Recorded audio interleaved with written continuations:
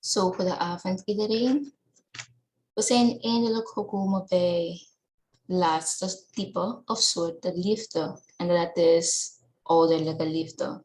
Dus dit is de eerste presentatie van de 3 hoofdstukken over ouderliefde. En het is getiteld Liefde, Leven en Afstamming.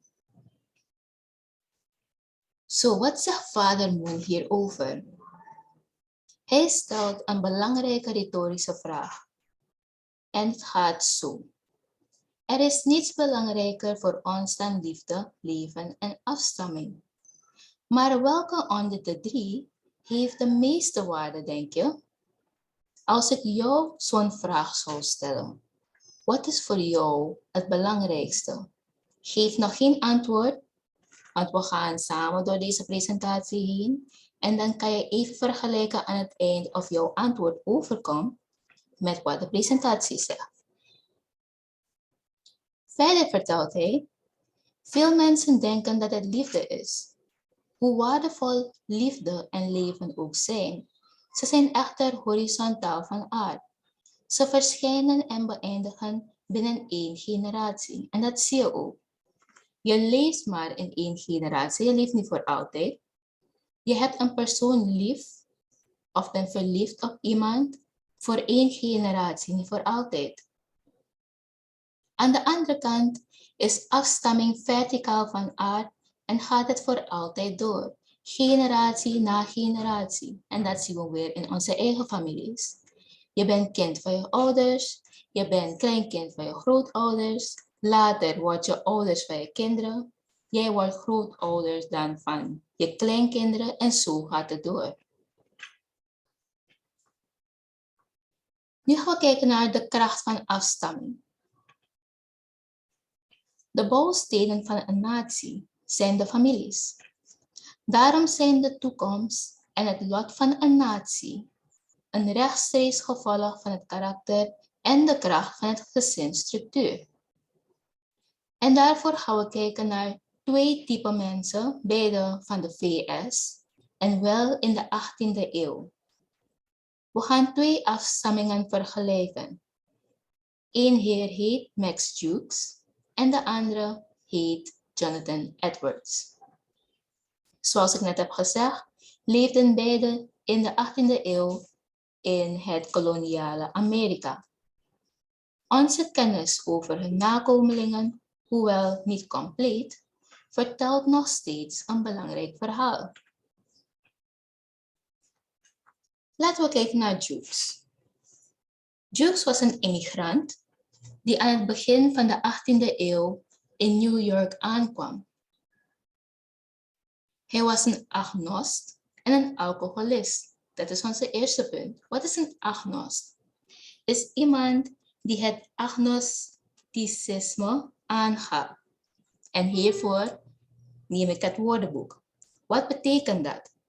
Dat betekent dat het een overtuiging is dat de mens niets kan weten van het bestaan van God of andere zaken die uitstijgen boven de waarneembare werkelijkheid. Oké, we gaan verder. Hij kon geen baan houden en trouwde met een prostituee. Dat is onze tweede punt.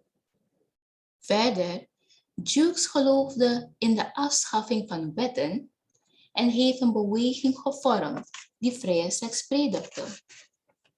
Dus dit zijn de 3 punten waarnaar we gaan kijken.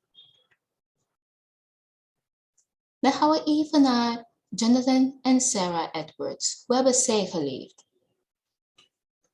Jonathan wordt de meest belangrijkste en originele filosofische theoloog van Amerika genoemd.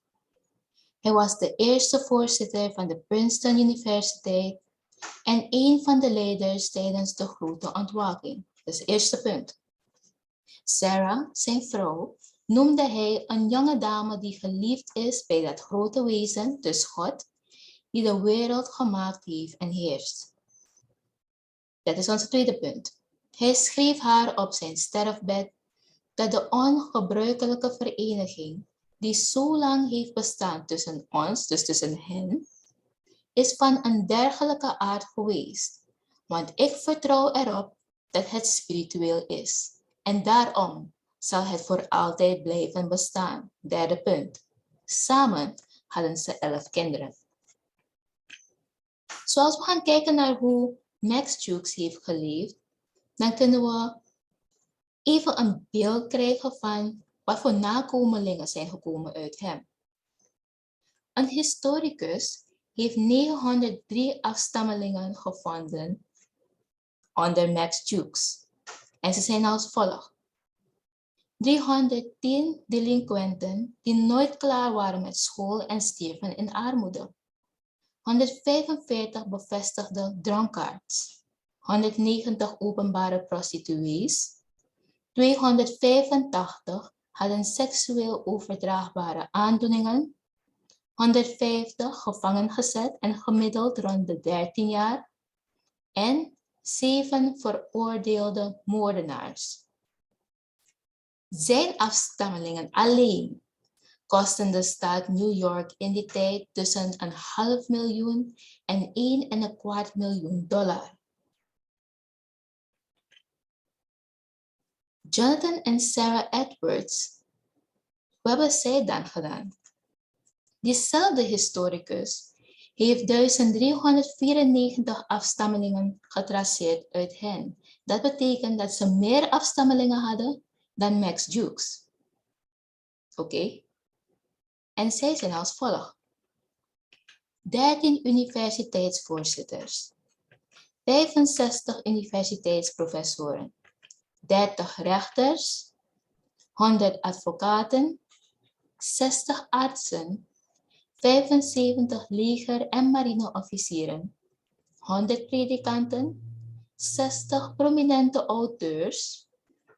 80 ambtenaren in andere hoedanigheden, waaronder gouverneurs en ministers naar het buitenland, 3 Verenigde Staten senatoren en 1 vicepresident van de Verenigde Staten. Dus belastingbetalers en gezagsgetrouwe burgers dragen bij aan de samenleving, zowel sociaal als financieel. En sterke families zijn essentieel voor het overleven van een natie. Dus als we kijken naar het leven en de afstamming van deze 2 mannen. Wat wil jij? Wat wil jij aan Suriname geven? Wat wil jij achterlaten voor jouw kinderen, kleinkinderen? Maak even die vergelijking. Kijk waarmee jij nu bezig bent. Als het op het goede pad is, ga zo door. Zo niet, kijk waar je die verandering kan aangaan, zodat Suriname dan beter wordt daarvoor of daarvan. Zo we gaan verder. Liefde, leven en afstamming zijn de wortels van ons geweten. Liefde en leven creëren samen afstamming. Wanneer de 3 samen verblijven, is ons geweten gevormd. Dus ons geweten is gevormd wanneer we liefde, leven en afstamming samen hebben. En het verbindt ons met God. En Vader Moon legt het op zo'n manier uit. Het geweten is verticaal. Het verblijft in de innerlijke plaats waar we Gods liefde, leven en afstamming kunnen erven. We erven een waardig leven door voor het welzijn van anderen te leven, wat de essentie is van het goede. Dit geeft ons een duidelijke standaard voor ons geweten, gebaseerd op wat goed en fout is, op het niveau van het individu.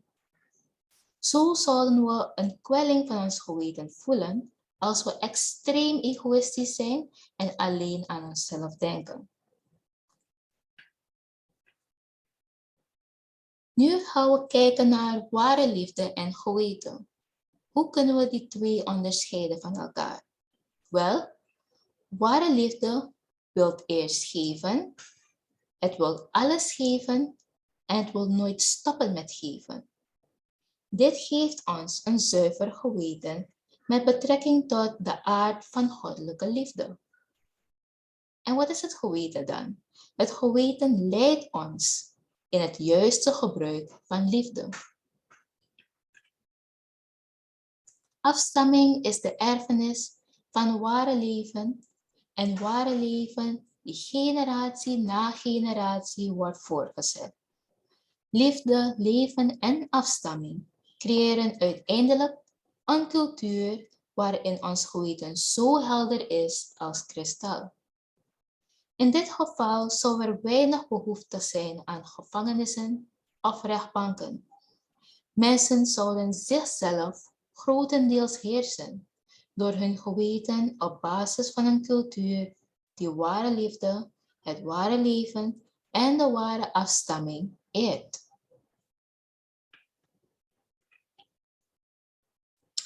Door liefde, leven en afstamming erven we de goede verdiensten van het verleden. Het verbindt ons met onze voorouders en zelfs met God. Alles is gemaakt in paren van mannelijkheid en vrouwelijkheid. Daarom moet de oorsprong van het leven zelf, de oorspronkelijke mannelijke OM en oorspronkelijke vrouwelijke OV aard hebben. Net zoals onze ouders zowel papa als mama bevatten. We noemen deze eerste oorzaak onze hemelse ouder, afgekort met HO. Binnen onze hemelse ouder is de relatie tussen OM en OV absoluut, onveranderlijk en eeuwig. Daarom moeten man en vrouw op een vergelijkbare manier van elkaar houden. Hun liefde zou absoluut, onveranderlijk en ook eeuwig moeten zijn. Dan weerspiegelt het de liefde tussen paren, de aard van onze hemelse ouder en verbindt het ons met God. Nou, als die liefde wordt gebroken of gedeeld buiten het huwelijk, dan is het niet langer absoluut, onveranderlijk en eeuwig. En misbruik van liefde vernietigt dan relaties. Misbruik van liefde scheidt ons uiteindelijk van onze hemelse ouder. Huwelijk en afkomst versterken elkaar. Een goede afkomst ondersteunt het hebben van een sterk huwelijk. Laat een goede erfenis achter voor de afstammelingen. Het bijhouden van gegevens over iemands afkomst is een sterke traditie in veel beschavingen, met name in Azië, en versterkt het belang van afstamming. Sommige voorouderlijke notulen gaan generaties terug. En hier hebben we een voorbeeld. Culturen die het belang van afstamming eren en onderwijzen, helpen om sterke familiebanden te onderhouden. Zijn excellentie, Toshiki Kaifu, de 76ste en 77ste premier van Japan, komt van een afstamming waar er 12 generaties lang geen echtscheiding heeft plaatsgevonden. Dus 12 generaties lang zijn die koppels samengebleven tot de dood. En wat hebben ze als afstamming achtergelaten voor Japan? Een premier. En als hij ook zo doorgaat met dezelfde traditie, dan komt er uit hem dan ook betere mensen, kan je zeggen, betere kwaliteit mensen, die niet alleen Japan kunnen opbouwen, maar ook kunnen helpen om zelfs de wereld op te bouwen. De uitkomst van het leven omwille van anderen, toegepast in de huwelijksrelaties, creëert sterke gezinnen. Doordat man en vrouw seks exclusief voor hun echtgenoot of echtgenoot te reserveren, is elk in staat om een meer diepgaand niveau van liefde aan de ander te communiceren en uiteindelijk aan hun kinderen. Een huwelijk dat loyaliteit eist, vereist dat elke partner afstand neemt van egoïsme. De beste voorbereiding op het huwelijk is om onbaatzuchtig te leren zijn. Margaret Mead is een Amerikaanse culturele antropologe geweest. En wat is een antropologe of een antropoloog? Het is een wetenschapper die zich bezighoudt met het bestuderen van het menselijk gedrag. Dus zij heeft vele oude beschavingen bestudeerd. En zij heeft hetzelfde of het volgende opgemerkt. Steeds weer hebben menselijke samenlevingen hun afhankelijkheid van het gezin bevestigd als de basiseenheid van het menselijk leven. En dat is het gezin van vader, moeder en kinderen. Vader Moon vertelt, waar vind je deze universele wet van liefde? Het overleeft alleen op de plaats waar moeder en vader van hun kinderen houden. Dit komt omdat de liefde van de ouders de liefde van God voor de mens weerspiegelt. Dat wil zeggen, als we kijken naar hoe onze ouders ons lief hebben als kinderen, kunnen we een beeld krijgen van hoe God de mensheid lief heeft als zijn kinderen. Een speciale eigenschap van ouderlijke liefde is dat ouders zich verheugen wanneer kinderen het zelfs beter doen dan hen. Moeder Moon benadrukte dit gezegde. Als wij als ouders in de gezichten van onze kinderen kijken, wensen we hen een oneindige hoeveelheid liefde en hoop. We willen dat ze groeien en dingen bereiken waar wij zelf alleen van hebben gedroomd. En misschien hebben we het bereikt, maar niet compleet. En we willen dat zij het wel compleet kunnen, vervolmaken. Dan hebben we een activiteit, of 2. Zijn er gebieden waar jij denkt dat je je ouders zult overtreffen, dus als je kijkt naar jouw leven? En hoe zullen je ouders zich voelen als je hun prestaties overtreft? Als tweede, zelfs voordat je gaat trouwen, kun je helpen om je afstamming sterk te maken, als we kijken naar de presentatie. Dus op welke manier of manieren kun jij een sterke afstamming opbouwen voordat je getrouwd bent?